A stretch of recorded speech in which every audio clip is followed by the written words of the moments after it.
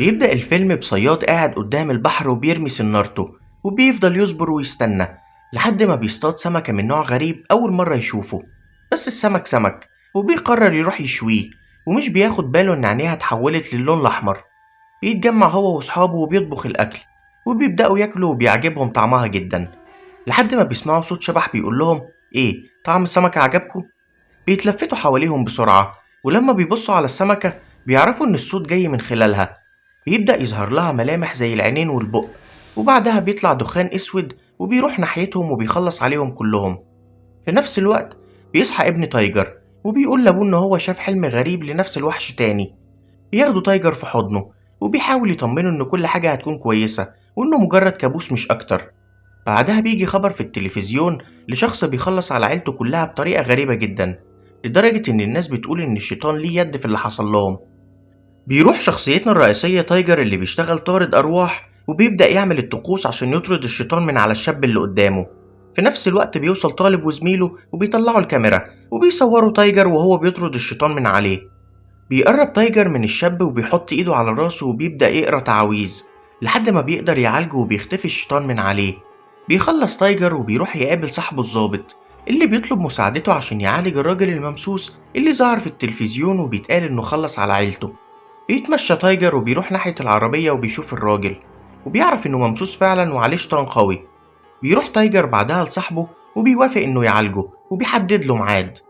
في نفس الوقت بنشوف الطلاب وهم بيراقبوا تايجر وبيجيلهم فضول ناحية طرد الأرواح. بيروح يونج البيت، الطالب اللي كان معاه الكاميرا، وبتدخل عليه مامته وبتطمن عليه. بيطلع ورقة من جيبه وبيقول لها إنه اشترك في مسابقة الفيلم القصير، وبالجايزة بتاعتها بيوعدها إنه هيخرجها ويخليها تغير جو. بتفرح من كلامه، وبيطلعوا عشان يتعشوا مع بعض. بنرجع لتايجر اللي بيرجع بيته عشان يهتم بابنه، وبيروح يقرا بعدها الفاتحة على مراته الميتة، وبيروح عشان ينيم ابنه. بس وقتها ابنه بيقوله إن هو شاف حلم، وبيديله ورقة فيها رسمة، وبيقوله إنه شاف مامته وإنها مبسوطة، وبتقول لتايجر ما تنساش الوعد اللي ما بينا. بيبتسم تايجر وبيروح لشنطة الشغل وبيطلع منها بوصلة كنوع معين من الطقوس، لأنه عارف إن الشيطان اللي هيحاول يطرده المرة دي مش هيكون سهل خالص. في نفس الوقت بيروح يونج ومعاه صاحبه عشان يكملوا فيلمهم القصير عن طرد الأرواح. بيروح تايجر يحط سمكة قدام الترابيزة، وبيقعد الراجل الممسوس على الكرسي، وبيبدأ يقول تعويذ. بيحط البوصلة كمان على الترابيزة، وبيروح يقف قدام الراجل، وبيقول للمساعدين بتوعه إنهم يسيبوه لوحده معاه. بيقرب تايجر وبيشيل من عليه العباية اللي فيها طقوس عشان يتكلم مع الشيطان اللي جواه. وقتها بتبدأ البوصلة تتحرك بشكل سريع جدا، وبيرفع الراجل عينه، وبنعرف إن الشيطان اللي عليه حضر. بيقرب تايجر وبيحط إيده على راسه، وبيبدأ يشوف حاجات من الماضي. ولما بيشيل إيده بيتجمد مكانه لما بيشوف قدامه مراته. بيستغل الشيطان الفرصة وبيحرر نفسه وبيهجم على تايجر، وبيخنقه من رقبته وبيرفعه عن الأرض. وبيبدأ النور يروح ويجي بسرعة لحد ما تايجر بيلاقي نفسه فجأة قاعد على كرسي ومربوط. بيحاول يحرر نفسه بس مش بيقدر، لحد ما بيسمع صوت خطوات شخص جاي من وراه، ولما بيبص مش بيلاقي حد. بيلف راسه بعدها وبيشوف الشيطان واقف قدامه وبيخنقه من رقبته. بيفوق تايجر وبيعرف انه لسه ممسوك من الشيطان، لحد ما بيجي المساعدين بتوعه وبيرجعوه مكانه. وتايجر بيبدأ ياخد نفسه لحد ما بيقوم الراجل وبيحرر نفسه، وبيبدأ يطلع دخان اسود من بقه. بيروح تايجر بسرعة وبياخد الروح اللي طالعة دي وبيرجعها للسمكة، وبيروحوا بعدها يحطوها في زيت مغلي، وبعدها بيرموها في الزبالة. وبنشوف إن يونج وصاحبه بيراقبوا كل اللي بيحصل عشان الفيلم القصير اللي بيصوروه.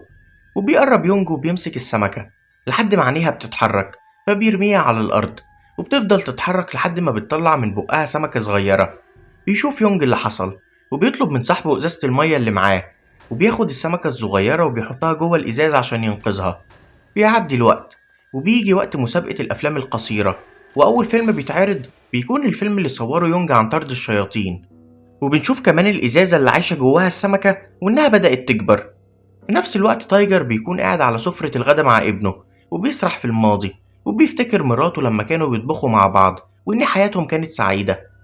بنرجع للحاضر، وبيشوف تايجر رسمة لابنه، ولما بيحاول ياخدها بيحذره ابنه إن الرسمة دي عبارة عن حلم وحش جدا لشيطان بيقضي على نمر.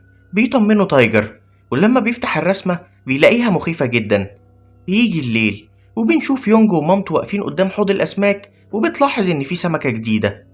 ولما بتسأل عنها يونج بيكذب وبيقول لها إنها هدية من واحد صاحبه. بنرجع لتايجر اللي بيبدأ يشوف أحلام غريبة، وبيشوف ابنه وهو بيجري وبيحاول يهرب وسط الغابة. ولما بيبص وراه بيشوف دخان أسود كبير جدا بيقرب منه، وبيظهر منه إيد بتروح ناحيته. بيصحى تايجر على صوت خبط على الباب، وبيلاقي صاحبه الضابط اللي بيطلب منه يروح معاه لبيت الراجل الممسوس عشان يلاقي أي أدلة. بيروح تايجر معاه البيت، وبيروح يقف قدام صورة العيلة. في نفس الوقت بنشوف الضابط ووراه اتنين من الأشباح واقفين. بيطلع تايجر مع الضابط لأوضة الراجل الممسوس، وبيحذره تايجر من إنه يدخل الأوضة معاه، وبيقوله إنه هيدخل لوحده. في نفس الوقت بنشوف إيد شبح بتقرب منه، ولما بيلف مش بيلاقي حد. بيدخل تايجر الأوضة وبيشغل البوصلة، وبيلاقيها بتتحرك بسرعة، وبعدها بتثبت مرة واحدة ناحية السرير. بينزل وبيبص تحت السرير وبيلاقي ورقة، بياخدها بسرعة وبيطلع يبص فيها. في نفس الوقت صاحبه بيسمع صوت جاي من وراه، ولما بيلف بيشوف شنطة بتطير ناحيته وبتقع على الأرض. بيقرب ناحيتها وبيوطي وبيلاقيها فاضية، لحد ما بيظهر قدامه فجأة واحد لابس شنطة ملفوفة على راسه. وبيجي شخص تاني من وراه وبيحط الشنطة على راسه وبيخنقه، لحد ما بيختفوا هما الاتنين فجأة. بيخلصوا وبيطلعوا بره، وبيقوله تايجر إن الورقة دي معمولة لطرد الأرواح، يعني في حد كان عارف إنه ممسوس ومع ذلك ما بلغش. في نفس الوقت بنشوف السمكة وهي بتكبر في الحوض بتاعها عند يونج، وبنشوف كمان مامته اللي قاعدة تعزف على البيانو، لحد ما بتلاقي عليه زعانف سمكة صغيرة. بتاخدها وبتطلع من الأوضة وبتروح تغسل إيديها، وبتشوف جوزها اللي منفصل عنه واقف جوه أوضتهم، وفجأة بيختفي. بتقرب ناحية الأوضة بس الباب بيتقفل لوحده. بتقرر تفتح الباب وتدخل، بس بتلاقيها فاضية. بعدها بتقفل باب الأوضة، وبتلف وبتشوفه قدامها وبيقرب ناحيتها، ومش بتفوق غير لما بيدخل يونج من باب الشقة، وبتعرف وقتها إنها كانت بتتوهم مش أكتر. بيدخل يونج وبيستغرب إن صور مامته وباباه مع بعض محطوطة على الترابيزة، رغم إنها رمتهم بعد الانفصال. ولما بيسألها بتفضل واقفة محتارة، وبتقوله إنها ما عملتش حاجة. في نفس الوقت بنشوف السمكة ودخان اسود طالع منها، وعينيها الصفرا اللي بتنور بشكل غريب. بيعدي اليوم، وبيروح تايجر مع صاحبه الضابط لبيت الدجالة عشان يسألوها عن أي معلومات تفيدهم قدام الشيطان اللي بيواجهوه. بتروح تجيب لهم مجموعة أوراق وبتديها لتايجر، وبتقوله دي كل المعلومات اللي تعرفها في الوقت الحالي.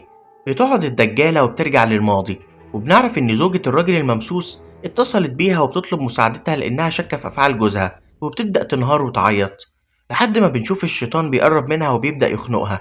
بنرجع للحاضر، وبنعرف إنها فضلت ما تقولش حاجة لتايجر أو للظابط عشان خايفة يدخل اسمها في التحقيق، وبتطلب منهم يمشوا، وبتقول لهم محدش يجي تاني لأنها قربت تولد.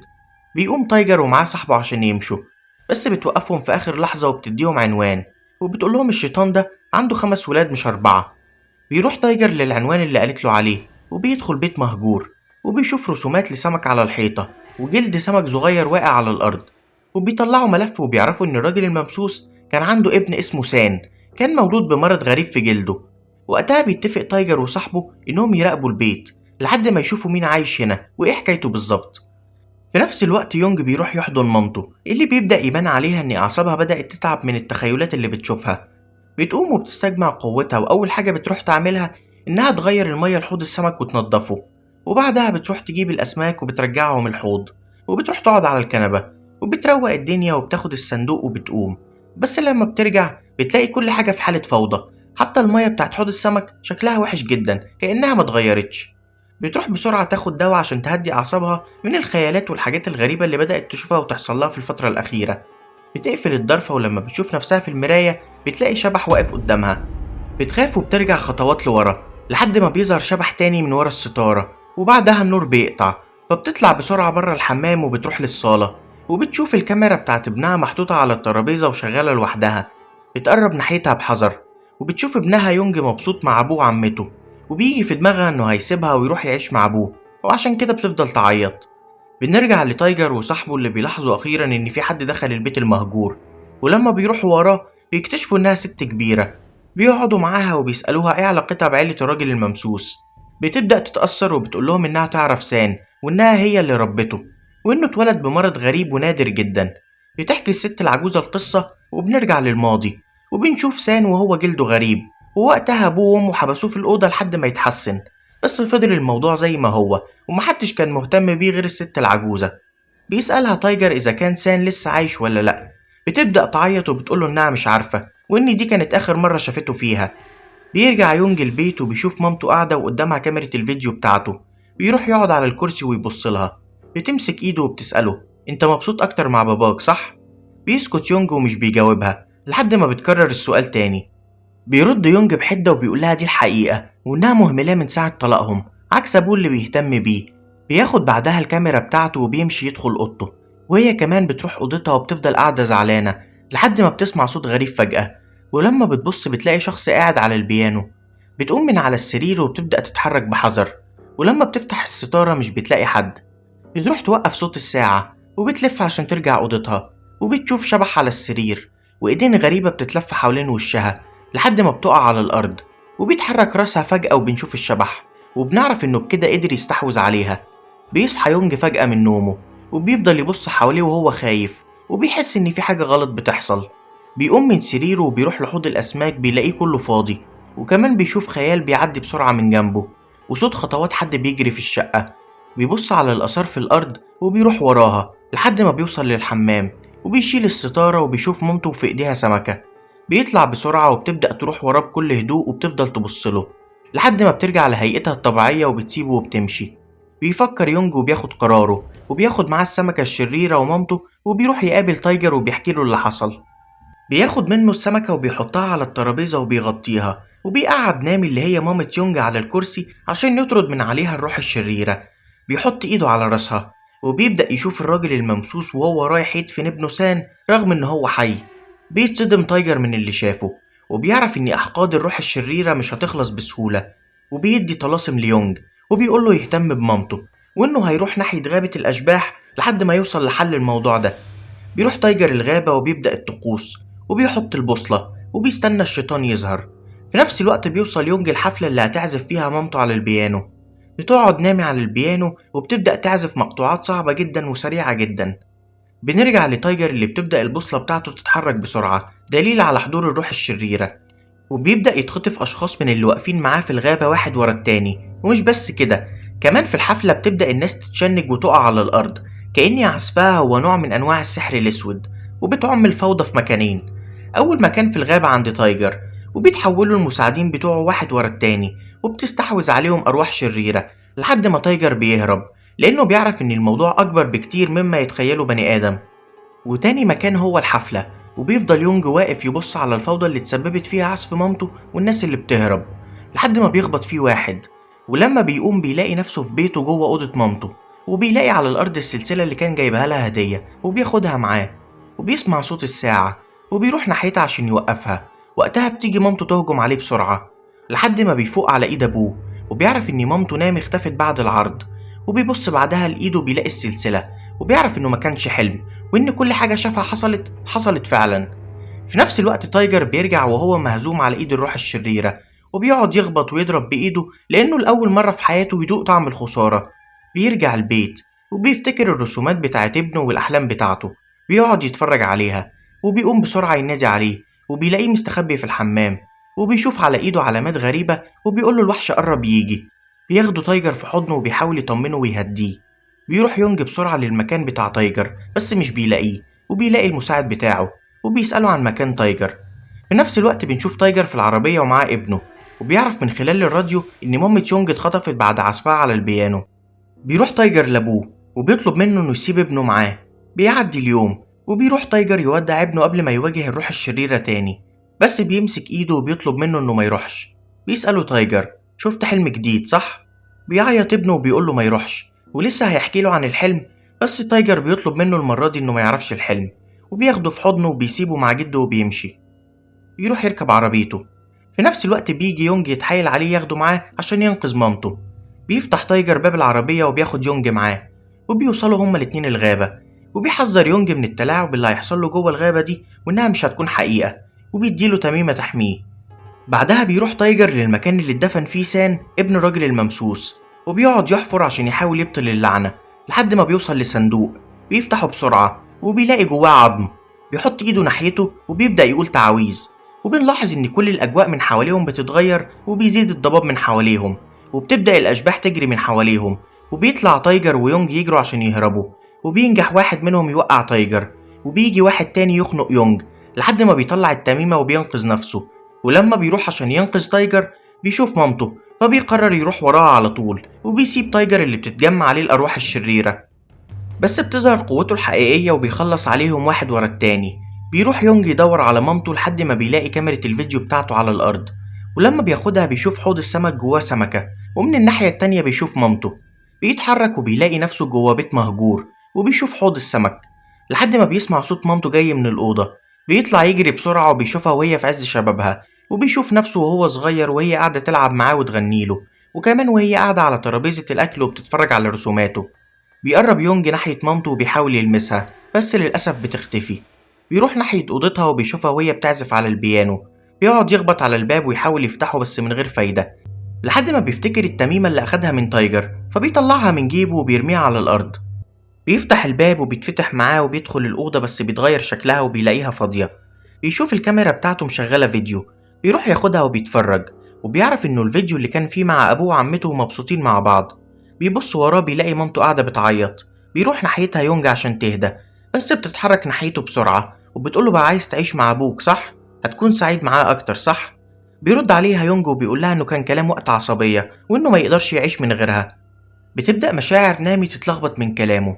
بيقوم يونج وبيحضنها وبيقولها هنعيش مع بعض للأبد.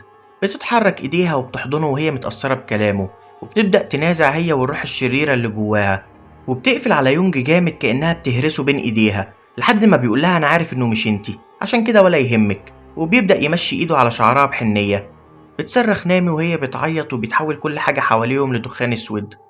بنرجع لتايجر اللي لسه بيلعب جولة مع الأشباح، لحد ما بيسمع صوت مراته بتنادي عليه. بيبدأ يهدى ويروح ناحيتها رغم إنه عارف إنها مجرد هلاوس. بيقرب ناحيتها وبياخدها في حضنه. في نفس الوقت بنشوف أبوه قلقان عليه، وهو كمان بيعمل طقوس عشان يحمي ابنه، بس عارف إن الروح الشريرة اللي بيقابلها هي عبارة عن الشيطان نفسه، فبيزيد قلقه عليه أكتر وبيبدأ يدعيله. بيفوق تايجر من الوهم وبيحط طلاسم على راس الشيطان، وبيظهر بمظهره الحقيقي. بيقرب ناحيته تايجر وبيحاول يكرر الحركة لتاني مرة، بس الشيطان بيمسك ايده، وبنشوف دخان اسود بيتجمع حواليه وبيرميه لورا وبيثبته على جذع الشجرة. وقتها بيصحى ابن تايجر وعينيه بيتحول لونها أصفر زي النمر. في نفس الوقت تايجر بيحاول يحرر نفسه، بس الشياطين بتتجمع حواليه وبتبدأ قوة تايجر تضعف ويستسلم للأمر الواقع. بيجي المشهد بسرعة على أبو تايجر اللي بيتفاجئ بحفيده وهو بيتحرك زي النمر وعينه اللي اتغير لونها. بنرجع لتايجر اللي بيظهر قدامه نور كبير، وبيشوف مراته الحقيقية لأول مرة بعد ما توفت، وبتشكره على إنه نفذ الوعد اللي طلبته منه من سنين. بنرجع للماضي وبنشوف تايجر ومراته بتطلب منه يخلي باله من ابنهم لأنها عارفة إنها مش هتعيش بعد العملية. بيبدأ تايجر يرجع بالذكريات، وبيشوف نفسه ومعاه ابنه بعد وفاة مراته، وبعد الحلم اللي حلمه ابنه والرسومات. بيرجع للحاضر وبيشوف مراته وهي واقفة قدامه، وبعدها بتختفي. بيستجمع قوته وبيكسر جذع الشجرة وبيحرر جسمه، وبتبدأ الطلاسم اللي على ايده تنور. وبنشوف نمر على هيئة نور بيتجسد جنبه وبيجري ناحية الشيطان وبيخلص عليه. وتايجر بيقع على الأرض، وبيروح يزور ابنه في الحلم وجنبه مراته، وبيحضنه وبيطلب منه يخلي باله من جده. بنرجع للحاضر وبيجي البوليس وبنشوف إن يونج ومامته بخير. بيعدي الوقت وبنشوف إن ابن تايجر عايش مع جده، وبنعرف إن هو هيكون تايجر الجديد. وبس كده صديقي المشاهد، ما تنساش تعمل لايك وشير للفيديو وتشترك في القناة. أشوفكوا الفيديو الجاي. سلام.